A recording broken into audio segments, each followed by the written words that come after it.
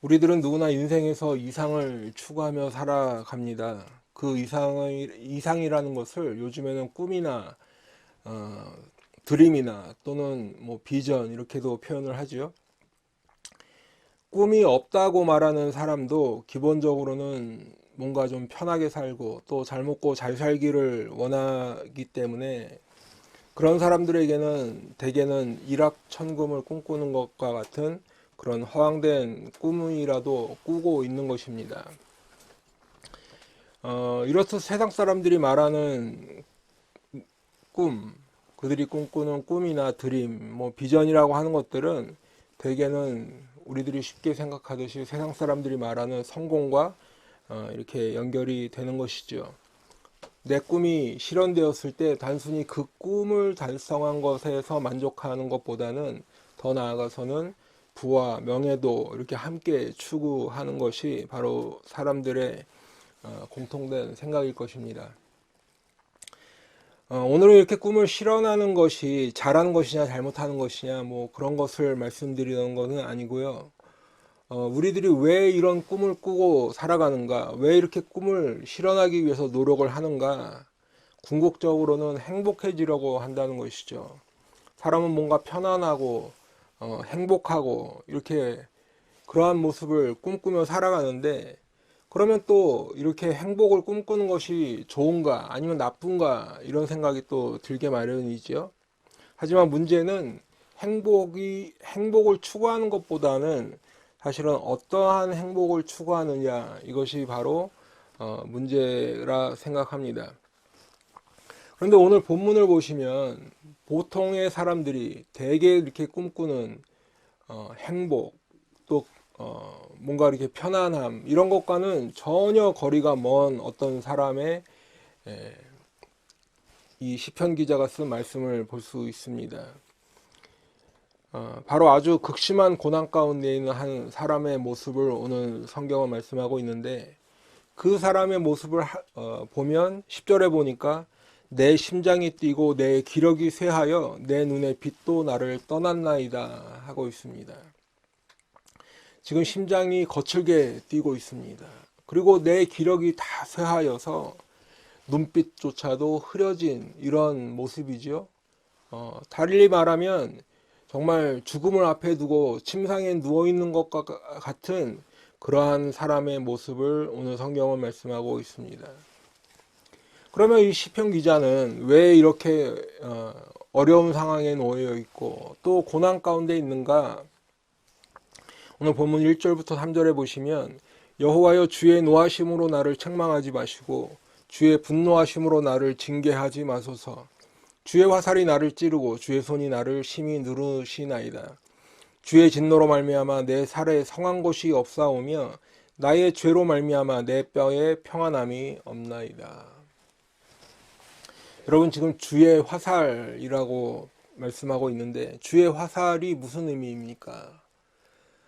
화살이라는 것은 뭐 우리가 모르는 사람이 없죠. 전쟁에서 사람을 죽인다거나 아니면 사냥터에 나가서 사냥감을 잡는 이런 무기입니다.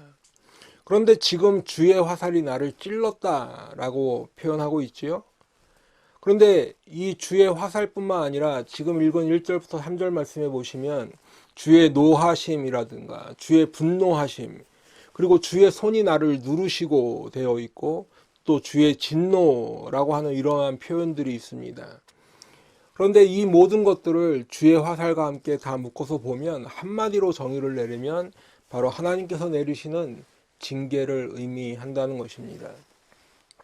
그러니까 오늘 시편 기자가 이 살에 성한 곳이 하나도 없고 또 내 뼈에 평안함이 없다고 말할 정도로 하는 이 고난은 바로 하나님의 징계 때문이라는 것이지요. 그렇다면 오늘 시편 기자는 왜 징계를 받고 있는가?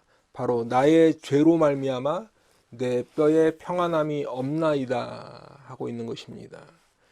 바로 하나님의 징계는 내 죄 때문에 받고 있다라는 것이죠. 그래서 이어지는 4절에도 보시면 내 죄악이 내 머리에 넘쳐서 무거운 짐 같으니 내가 감당할 수 없나이다. 여러분, 내 죄악이 너무 크고 너무 많습니다. 그래서 내 머리에까지 내 죄악이 차고 넘친다라는 것이죠. 내 죄의 무게가 얼마나 큰지 너무 커서 그것이 무거운 짐 같으니 내가 도무지 감당할 수 없다라고 지금 이 시편 기자는 고백하고 있습니다.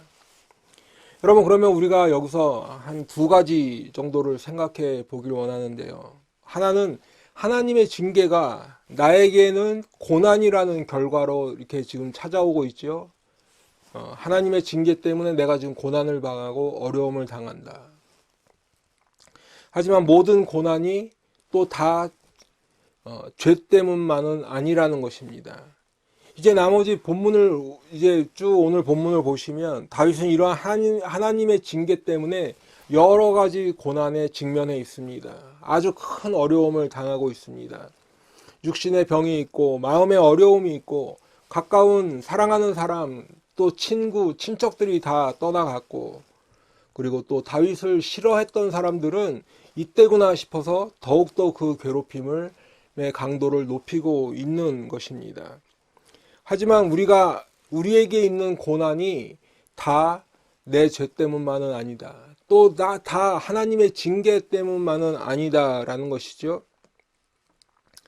하지만 또 한 가지는 우리가 알아야 할 것은 하나님의 징계가 지금 오늘 본문의 말씀처럼 어렵습니다. 그 하나님의 징계를 받을 때는 너무나 힘들고 어려운 고난이지요. 죽음의 문 앞까지 가는 그러한 고난이지만 잘 생각해 보시면 하나님의 징계야말로 오히려 하나님의 은혜이고 하나님의 축복이다라는 것입니다.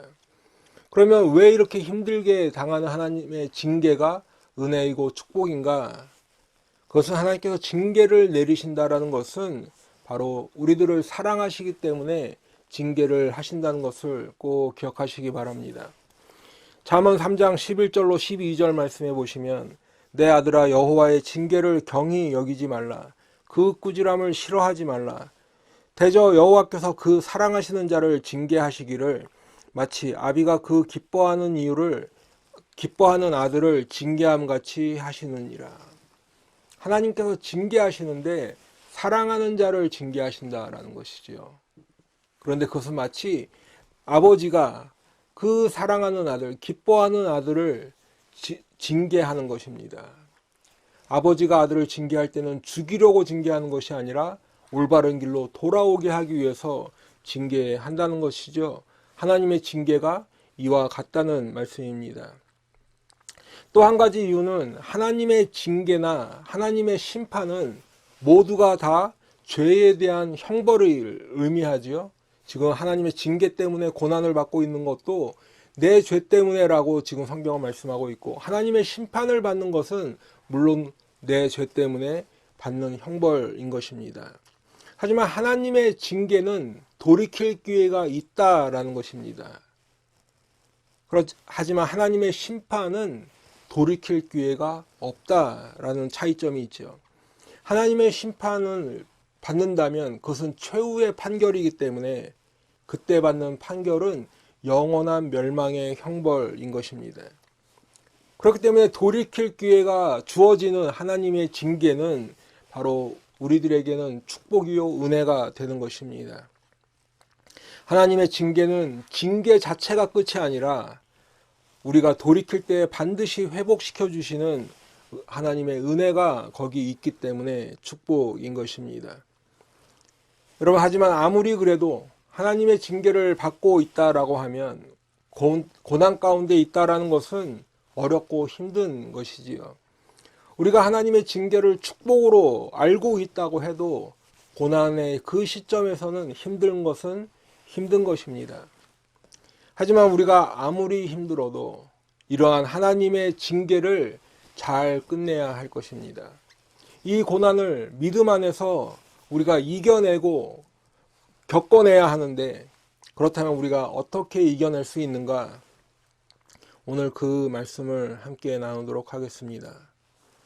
그에 앞서서 이제 오늘 말씀 38편 전체를 보니까 고난당하는 다윗의 모습을 말씀하고 있습니다. 그 모습을 우리가 먼저 한번 나눠 보도록 하겠습니다. 왜냐하면 우리들이 막연하게 고난당한다라고 하면 고난당한다 말도 하고 하지만 사실은 어떤 우리들이 그 고난이라는 것을 겪을 때 어떤 사건이 발생하게 되겠지요.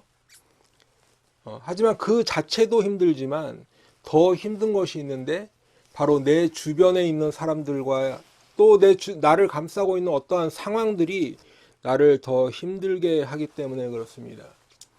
그렇기 때문에 오늘 말씀을 통해서 우리가 내가 고난 당하는 것과 그 주위에서 일어나는 모든 이러한 상황들, 사람들을 살펴봄으로 인해서 우리들이 그러한 고난의 때에 어떻게 해야 하는가 그것을 함께 나눠보도록 하겠습니다.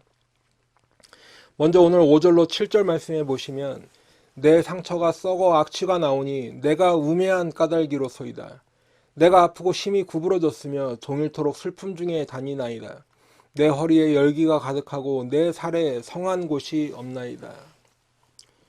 여러분 지금 다윗은 내 상처가 썩어서 악취가 난다 표현하고 있습니다. 아프고 심히 구부러졌고 허리에 열기가 가득하고 살에 성한 곳이 없다라고 말하고 있습니다. 지금 육신의 건강이 얼마나 악화됐는가를 가히 짐작할 수 없을 만큼 그러한 심각한 상태인 것을 말하고 있는 것이지요. 우리가 육신에 병이 들었다고 해서 그것이 다 하나님의 징계는 아니지만 지금 다윗은 자신이 육신에 병든 것이 바로 하나님의 징계로 인한 것이다 라고 말하고 있는 것입니다. 그런데 우리가 육신의 병을 겪게 되면 육신의 병만 생기는 것이 아니라 곧바로 우리가 낙심하게 되지요. 마음도 좌절하게 되는 그러한 마음의 병과도 연결이 되는 것을 볼 수 있습니다. 조금 전에 육신의 병을 말하면서 뭐라고 했죠? 내가 우매한 까닭이다. 종일토록 슬픔 중에 다닌다 라고 말하고 있지요. 이뿐 아니라 8절에도 보니까 내가 피곤하고 심히 상하였음에 마음이 불안하여 신음하나이다. 지금 다윗은 자신의 육신의 어려움을 설명했을 뿐만 아니라 자신의 마음이 힘들고 어려운 이 마음의 상태도 말하고 있습니다. 다윗의 몸과 마음이 다 상했습니다. 몸은 성한 데가 없어서 악취가 날 지경이고 또 마음은 불안하여서 신음할 정도다 라고까지 표현하고 있는 것이지요. 이러한 다윗의 지금 현재의 상태를 한마디로 표현한 것이 바로 처음에 읽었던 10절 말씀인데 다시 한번 보시면 내 심장이 뛰고 내 기력이 쇠하여 내 눈의 빛도 나를 떠났나이다 하는 것이죠. 몸과 마음의 병이 들었는데 그것이 너무 심해지고 악화가 되다 보니까 그 고통이 죽을 만큼 지금 크고 심각한 상태라는 것을 나타내고 있는 것입니다. 그런데 여러분 다윗의 고통은 여기서 끝이 아니죠. 지금까지 표현한 것들이 자신의 몸과 또 자신의 마음의 이러한 어려움과 고통이었다라고 하면 또 다른 고통이 있는데 그것은 바로 내 주위에 있는 사람들조차도 나에게 지금 고통을 주고 있다라는 것입니다. 여러분 내가 몸이 아프고 마음이 힘들 때 무엇보다도 힘든 게 주위 사람들이 그냥 그 나의 상태를 함부로 툭툭 던지는 말이죠. 회개해야 돼. 뭐 이런 말들. 예. 그러한 것들이 이 당사자에게는 큰 상처가 되기도 하는 것입니다. 그렇기 때문에 우리는 지금 힘들고 어려움에 빠진 형제 자매가 있다면 그 사람들을 대할 때 정말 신중하게 기도하면서 다가가야 할 줄로 믿습니다. 그 영혼을 사랑하는 마음, 또 지금 어려움에 처한 그 형제 자매를 정말 위해서 진심으로 기도하면서 이렇게 다가가야 할 것입니다.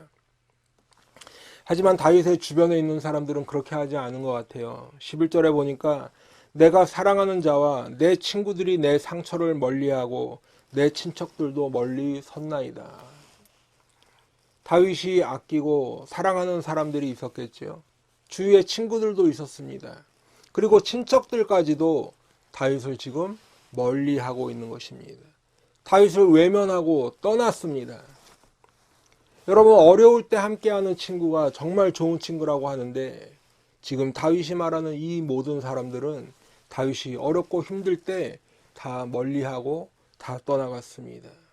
이런 모습들을 보면 자신의 육신의 병, 마음의 어려움에 더해서 정말 사람이 더 아프게 되는 것이죠. 배신감도 느끼고 더 큰 상처를 받게 될 것입니다. 야, 정말 사람 믿는 거 아니구나, 이렇게 알게도 되겠죠. 내가 잘 나갈 때, 내가 형편이 좋을 때는 이 사람 저 사람 막 모여듭니다. 그리고 영원하자고 약속도 하고 또 내가 언제나 너와 함께 할게 이렇게 다짐도 해보지만 막상 내가 어려움에 처하고 곤경에 빠지고 형편이 나빠지게 되면 언제 그랬냐는 듯이 다 떠나게 되는 것이지요. 그리고는 이제 나만 홀로 남아있는 내 모습을 보게 되는 것입니다. 몸과 마음은 만신창이가 되고 외로움과 아픔과 상처는 더 커지게 되는 것입니다. 여러분, 그런데 사람 때문에 받는 상처는 이것이 끝이 아닙니다. 12절에 보시니까 내 생명을 찾는 자가 올무를 놓고 나를 해하려는 자가 괴악한 일을 말하여 종일토록 음모를 꾸미오나. 여러분, 주위에 있는 사람들이 그냥 내 곁을 떠나는 것만 해도 힘들지요. 그런데 이제는 나를 죽이려고 해하려는 사람들까지도 나를 더욱 괴롭게 하고 있다는 것입니다. 원래 다윗을 싫어했던 사람들은 지금 그러한 다윗의 모습을 보면서 기뻐하고 오히려 더 괴롭게 하려고 한다는 것입니다. 내 생명을 찾는 자가 올무를 놓습니다. 다윗을 올무에 놓고 함정에 빠뜨리고 어떻게 해서라든지 더욱 곤경에 처하게 하려는 것입니다. 나를 해하려는 자는 괴악한 일을 말하여 하루 종일 음모를 꾸민다고 성경은 말씀하고 있습니다. 여러분, 괴악한 일을 꾸민다, 정말 무시무시한 말이지요. 그것을 하루 종일 음모를 꾸미고 있다고 하는 것입니다. 내가 하지도 않은 말 했다고 하고 하지도 않은 일을 했다고 하는 것이지요. 아픔과 억울함이 동시에 찾게 되는 것입니다. 그런데 사람들은 그들이 말하는 그러한 괴악한 일에 대하여 수군수군대고 손가락질합니다. 그런 모습을 볼 때 어떻게 저런 거짓말을 믿을 수 있을까라고 생각해 보지만 사람들은 그 거짓말을 그냥 그렇게 믿습니다. 그리고는 이제 앞뒤 잘 알아보지도 않고 잘 모르면서 그냥 그들의 하는 말을 듣고서는 나를 비웃고 조롱하고 정죄하는 것이지요. 몸과 마음의 병이 더욱 깊어지는 정말 힘든 어려운 그런 상황인 것입니다. 그래서 보니까 다윗의 이 상황이 너무 기가 막힌 상황입니다. 이제 말도 나오지 않는다고 말씀하고 있는데 13절 14절에 보시니까 나는 못 듣는 자 같이 듣지 아니하고 말 못하는 자 같이 입을 열지 아니하오니 나는 듣지 못하는 자 같아서 내 입에는 반박할 말이 없나이다. 다윗이 지금 얼마나 기가 막히고 어이가 없고 또 몸과 마음도 아픈지 못 듣는 사람처럼 듣지 않고 말하지 못하는 사람처럼 입을 열지 않는다 표현하고 있습니다. 여러분, 사람이 너무나 힘든 상황에 처하면 입을 닫게 되죠. 사람의 위로도 귀에 잘 들어오지 않습니다. 얼마 전에 어떤 음주운전 차량에 치여서 자신의 엄마가 돌아가셨는데 그 아들이 중학교 2학년인데 9개월 동안인가를 아무런 말도 하지 못하고 그 엄마를 그리워하면서 이렇게 있는 그 아들의 모습을 잠깐 본 기억이 있는데 정말 너무 그렇게 큰 어려움이 찾아오게 되면 그렇게 입을 닫게 되는 것이지요.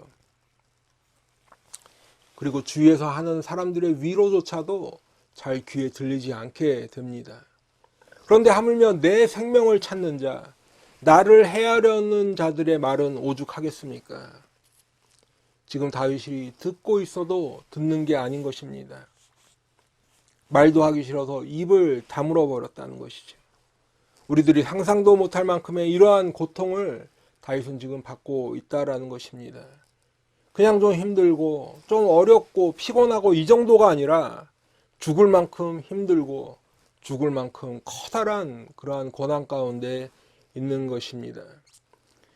여러분, 그러면 우리가 이제 다윗의 상황은 이러한 상황이구나 알겠는데, 여러분, 만일 이러한 상황이 나에게 주어져 있다면, 내가 지금 이러한 다윗과 같은 이러한 상황에 놓여져 있다면 우리들은 어떻게 해야 할까요? 여러분, 우리들의 인생 가운데도 보면 크고 작은 이 정도의 차이는 있지만 계속해서 어려움이 있고 고난이 있고 아픔이 있는 것이 우리의 인생입니다. 지금 말씀드린 것과 같은 이런 다윗이 당하고 있는 이러한 고난과 고통도 우리 인생 가운데는 있게 되는 것이지요. 그런데 그 고난과 어려움이 바로 하나님의 징계 때문에 찾아온 것이라면 우리는 어떻게 해야 할까요? 사실은 이 질문에 대한 답을 우리들은 다 알고 있습니다. 이 질문에 대한 답은 이미 정해져 있습니다. 먼저는 우리가 9절에 보니까 주여 나의 모든 소원이 주 앞에 있사오며 나의 탄식이 주 앞에 감추이지 아니하나이다. 여러분, 지금 주님께서 나의 소원과 탄식을 아신다 말씀하고 있는데, 내가 숨기지 않고 다 열어 보입니다 라고 표현하는 것입니다. 주님 앞에 나와서 숨길 것 없이 다 고한다, 다 열어 보인다 라고 하는 것이죠. 주님 앞에서 도무지 감출 것이 없다라는 것입니다. 또한 18절에도 보시면 내 죄악을 아뢰고 내 죄를 슬퍼함이니이다. 여러분, 지금 주님 앞에 나와서 숨기지 않고 다 아뢰고 있는데 바로 내가 죄인임을 고하는 것입니다. 내 모든 죄악을 주님 앞에 고하는 것입니다. 그리고 내 죄를 슬퍼한다 말하고 있습니다. 이것이 바로 다윗이 고난당할 때, 하나님의 징계로 인한 고난당할 때 한 일, 첫 번째 일입니다. 주님 앞에 나와 내 죄악을 다 아뢰고 내 죄를 슬퍼하며 애통하는 것, 그것이 다윗이 한 일입니다. 여러분, 우리들은 회개라는 말을 참 많이 듣지요. 교회에 와보면 우리들은 모두가 다 죄인이다 라고 말하면서 우리가 다 회개해야 된다 이렇게 하는 말을 우리가 수십 번, 수백 번 들어왔습니다. 예수님께서도 처음 공생의 사역을 시작하실 때 회개하라, 천국이 가까이 왔느니라 선포하셨습니다. 그리고 우리가 이제 성도님들과도 이렇게 교제를 나누고 또 얘기를 하다 보면 언제 내가 이럴 때 진짜 회개를 해봤다, 회개를 했다, 뭐 이렇게 말씀하시는 분도 볼 수 있습니다. 여러분, 이와 같이 우리들이 회개를 참 많이 말하고 있는데, 그러면 성경에서 말하는 진짜 회개는 어떤 것인가? 어떻게 해야 하는 것이 정말 우리가 진짜 회개하는 것인가? 그 답을 오늘 말씀에서 우리가 찾아볼 수 있는데요. 먼저는 내 자신이 죄인인 것을 깨달아야 하겠죠. 전제가 내 자신이 죄인인 것을 깨달아야 하는 것입니다. 여러분, 내가 죄인인 것을 깨닫지 못하고 인정하지 않는데 어떻게 회개할 수 있겠습니까? 만일 내가 죄인인 것을 깨닫지 못한 상태에서 뭐 목사님이 시키니까 그래도 회개해야지 하고 엎드렸다가는 뭐 5분도 안 돼서 5분 뭐 눈물 잠깐 이렇게 마르고 나면 은혜에 드는 생각은 나보다 더 죄인인 것 같은 그 사람도 지금 회개하지 않고 있는데 나만 손해보는 것 같고 이런 생각이 드는 것이죠. 그렇기 때문에 우리들이 회개할 때 가장 먼저 깨달아야 하는 것은 바로 나 자신이 얼마나 죄인인가를 깨닫는 것이 중요하다는 말씀입니다. 그 다음에 중요한 것은 우리들이 숨기지 않는 모습으로 나아가야 합니다. 여러분, 조금 전 9절 말씀에서도 보시면 주 앞에 감추이지 않는다 했지요. 여러분, 우리들이 혹시 사람은 속일 수 있습니다. 그렇기 때문에 뭐 사기도 당하고 여러 가지 거짓말도 통하고 뭐 이렇게 될 수 있겠지만 우리가 하나님은 도무지 속일 수 없다는 것을 꼭 기억하시기 바랍니다. 하나님은 다 알고 계시는 분이시죠. 그렇기 때문에 우리가 만약 하나님 앞에 섰다고 하면 하나님께는 숨길 수가 없는 것입니다. 베드로전서 4장 5절 말씀대로 그들이 산자와 죽은 자를 심판하기로 예비하신 이에게 사실대로 고하리라 했는데, 하나님께서 모르셔서 고하라고 하시는 것이 아니라 바로 우리들이 하나님 앞에 서면 다 고할 수밖에 없다라는 것이지요. 그렇기 때문에 회개할 때에도 하나님께서 모르셔서 내 죄를 고하라, 너 무슨 죄 지었어, 이렇게 하시는 것이 아니라 우리들이 하나님 앞에 나아가는 그 순간조차도 숨기고 나가는가, 아니면 다 숨길 수 없나이다 라고 그렇게 나아갔는가, 그것을 보신다는 것이죠.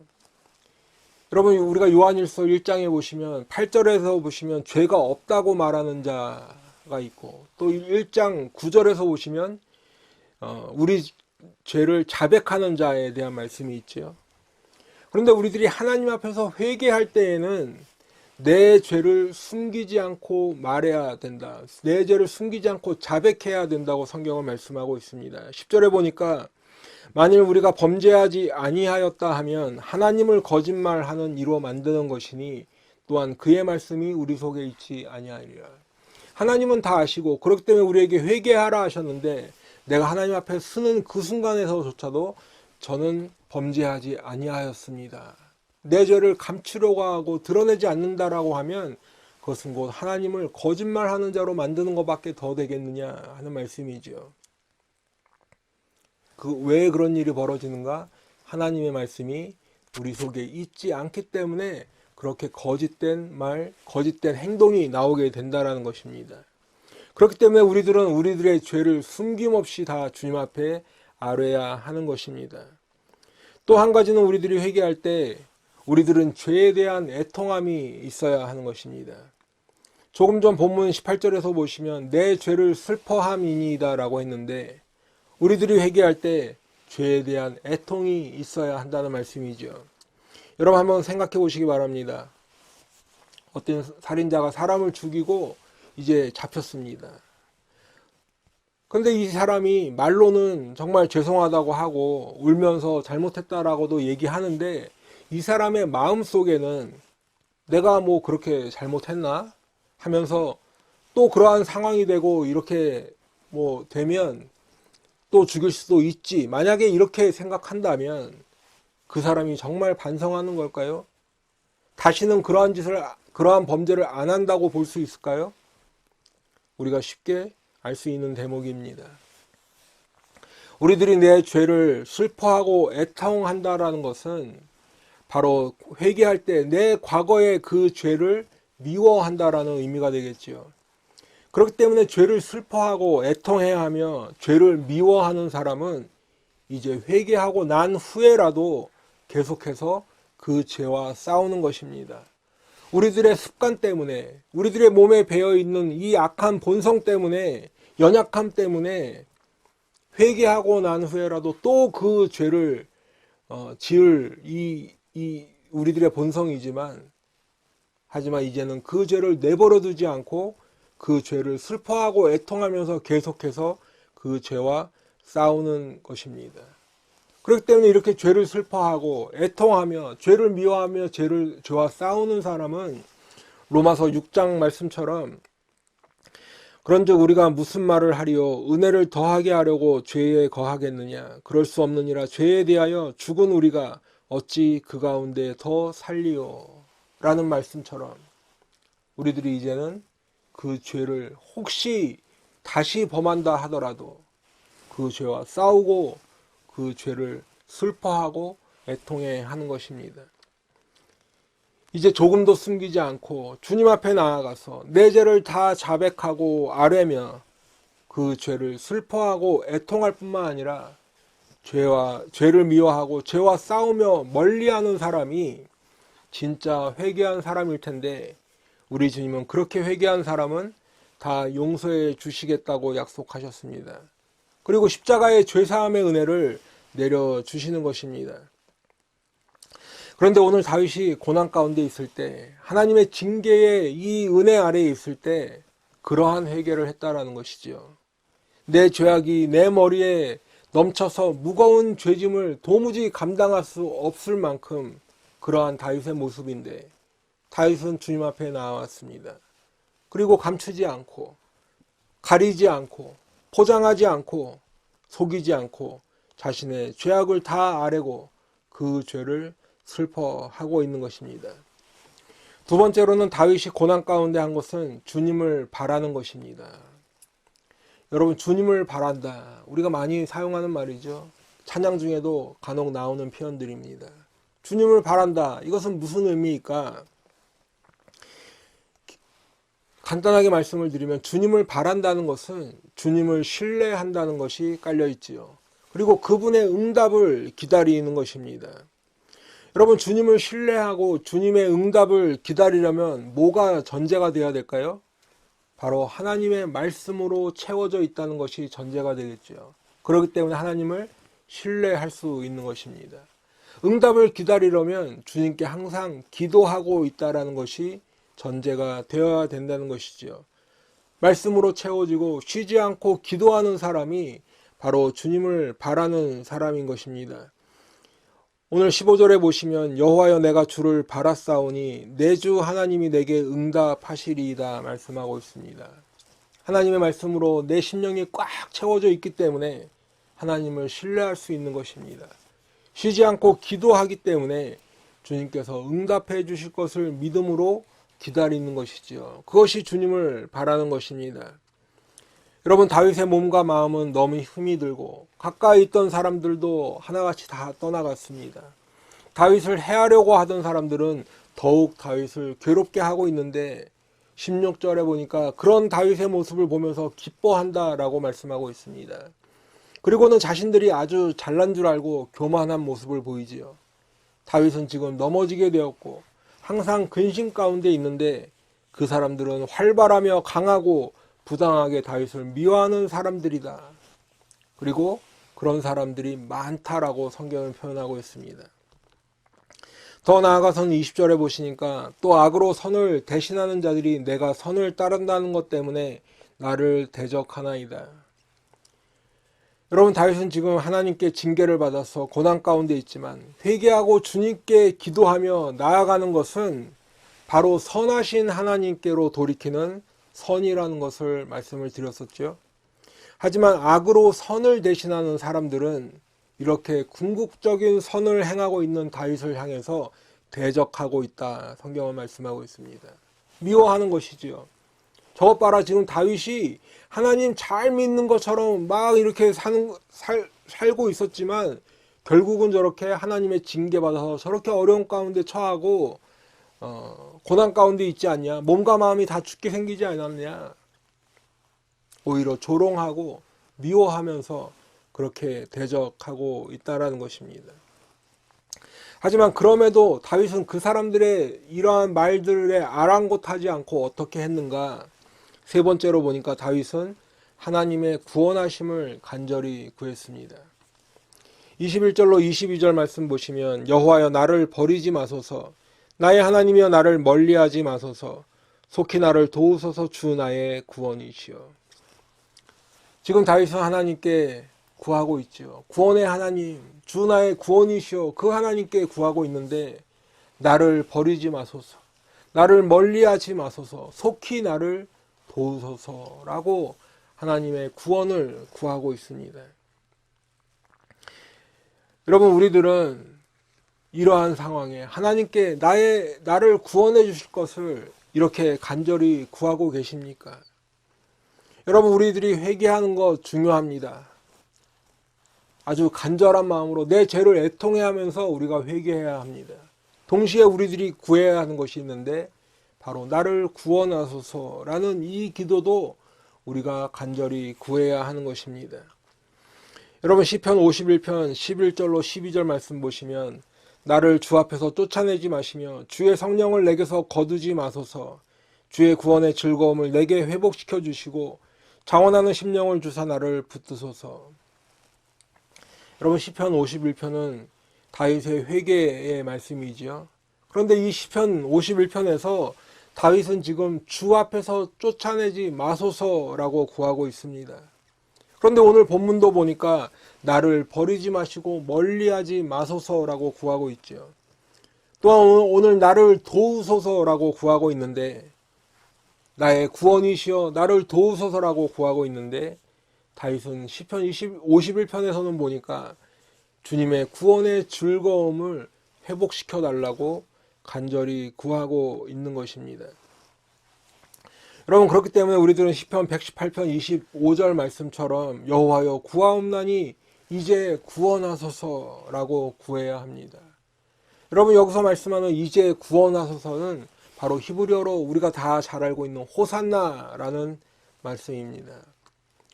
우리들은 호산나 다윗의 자손이여 이제 나를 구원하소서라고 우리 주님께 간절히 구해야 하는 것입니다.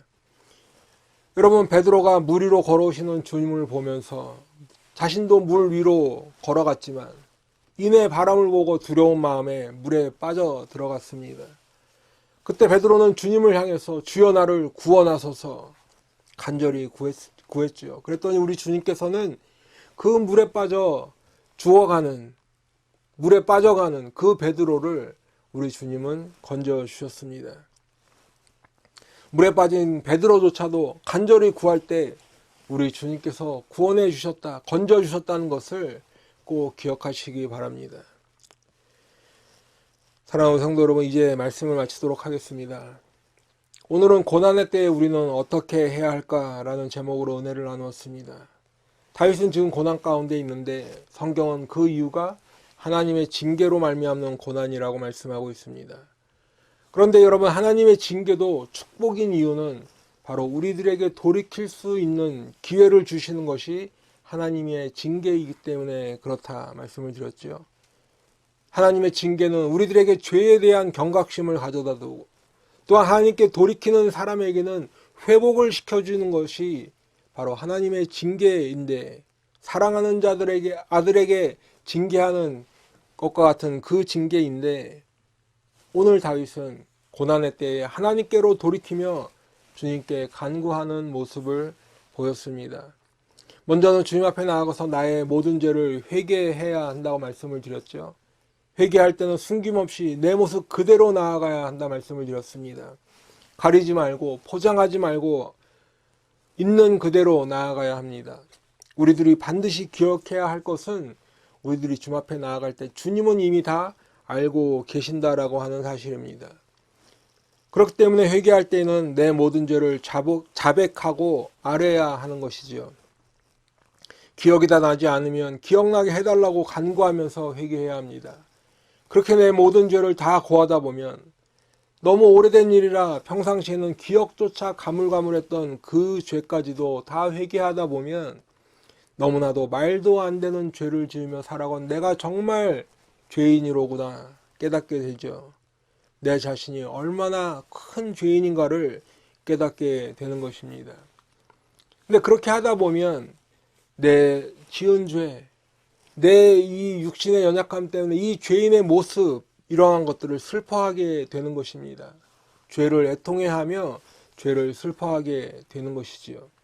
그렇기 때문에 그러한 사람은 죄를 미워하게 되고 죄와 계속해서 싸우게 되는 것입니다. 두 번째로 우리들이 고난 가운데 해야 하는 것은 우리 주님을 바라야 한다 이렇게 말씀을 드렸습니다. 주님을 바라는 것은 주님을 신뢰하고 그분의 응답을 기다리는 것인데, 그렇게 하기 위해서는 우리들이 심령 가운데 하나님의 말씀으로 가득 차고 또한 쉬지 말고 기도해야 한다 말씀을 드렸습니다. 세 번째는 나를 구원하소서 구해야 하는데, 사람들은 구원을 중요하다 생각하지요. 하지만 어떤 면에서 보면 구원을 또 참 가볍게 여깁니다. 구원을 받고 싶어는 하는데 그냥 어떻게 되겠지 생각합니다. 교회 다니다 보면 되겠지. 교회 오래 다녔으니까 받는 거 아니야? 성가대도 하고 주방 봉사도 하고 주일학교에서 이런저런 것들로 섬기기도 했는데 그러면 나는 구원 받지 않았을까? 하지만 성경은 구체적으로 우리들에게 나를 구원하소서 구하라고 말씀하고 있습니다. 주님은 우리들을 구원하기 원하시기 때문에 우리들에게 그 구원을 구하라 하시는 것이죠. 다윗의 자손이여 우리를 불쌍히 여기소서라고 외쳤던 그 두 소경들처럼, 주여 나를 구원하소서라고 외쳤던 베드로처럼 오늘 다윗의 그 모습처럼 우리들은 주여 나를 구원하소서라고 구해야 하는 것입니다. 그러면 우리 주님께서는 우리들을 구원하시는 그 구원의 은혜를 베풀어 주실 것입니다. 사랑하는 성도 여러분, 오늘 말씀을 보면 참 기본적인 것이죠. 새로울 것이 없이 우리가 너무나도 그동안 많이 들어왔던 그러한 말씀입니다. 고난의 때에 주님께 회개하고 주님을 바라고 나의 구원을 구하라는 것, 너무나도 평범하지만 또 기본적인 그러한 말씀이죠. 그런데 우리들이 알아야 하는 것은 신앙생활을 우리가 성공하기 위해서는 이러한 신앙의 기본이 튼튼하게 잘 갖추어져 있어야 한다는 사실입니다. 여러분, 운동선수들도 보니까 슬럼프에 빠지면 아무리 실력이 높은 선수라도 다시 기본기부터 점검을 해본다고 하더라고요. 여러분, 그런데 우리들도 우리들의 인생에 고난을 당하게 되면 다시 기본부터 점검해야 할 것입니다. 하나님과 나 사이에 이 관계는 문제가 없는지, 나는 지금 죄에서 떠나 경건한 삶을 살고 있는지, 내 믿음은 우리 주님을 향해 있는지, 그래서 내가 어디서부터 잘못되었는가를 알게 된다면 다시 주님께 나아가 내 죄를 자복하고 회개하면서 또한 하나님의 말씀과 기도로 무장하면서 주님을 바라고 나를 버리지 마시고 나를 떠나지 마시고 나를 회복시켜 주셔서 나의 구원이시여 나를 구원하소서라고 구해야 할 것입니다. 기도하겠습니다.